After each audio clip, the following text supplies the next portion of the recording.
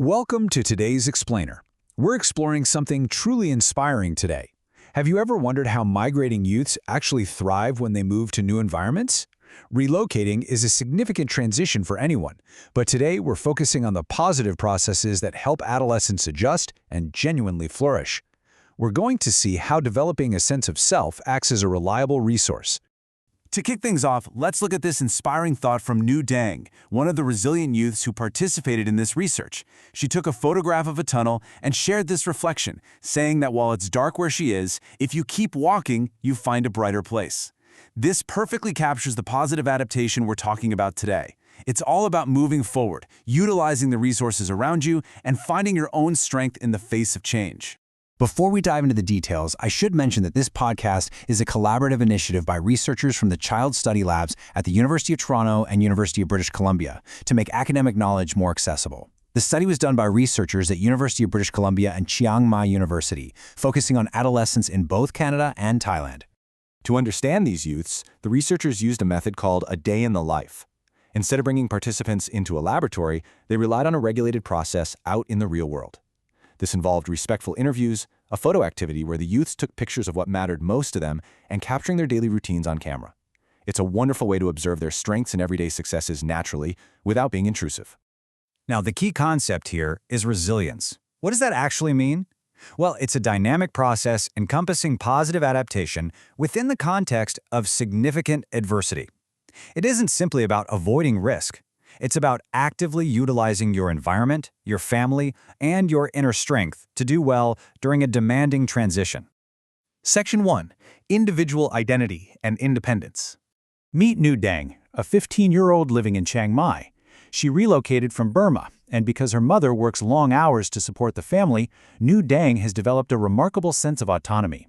Her personal identity and self-reliance allow her to confidently navigate her city. You can see her taking care of her daily needs here, easily securing her own lunch from a street vendor. Instead of being held back by limited family time, she actively utilizes social resources to her advantage. Her independent identity acts as a protective process. For instance, she maintains a 3.7 GPA and consciously chooses positive peer groups. She even sought out her own mentors, finding a surrogate grandma in her neighborhood and a university student from her church to give her life advice. Section 2.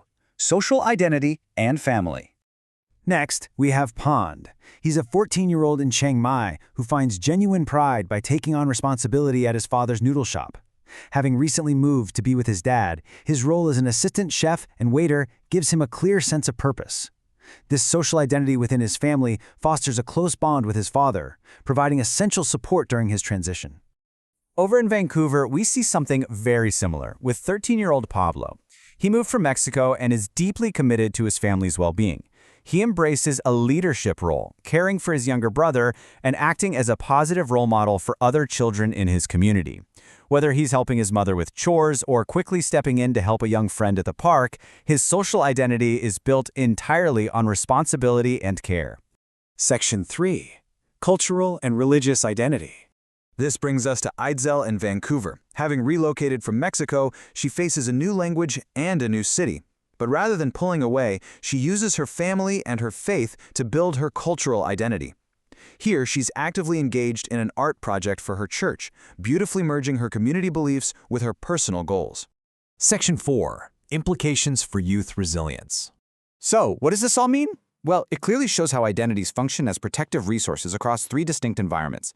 At the individual level, we see Nu Dang utilizing her personal identity and self-reliance. At the micro level, we see Pond and Pablo drawing strength from their social identity and family roles. And at the macro level, we see Idzel tapping into her cultural and religious identity. For these youths, identity isn't just who they are, it's the tool they use to succeed.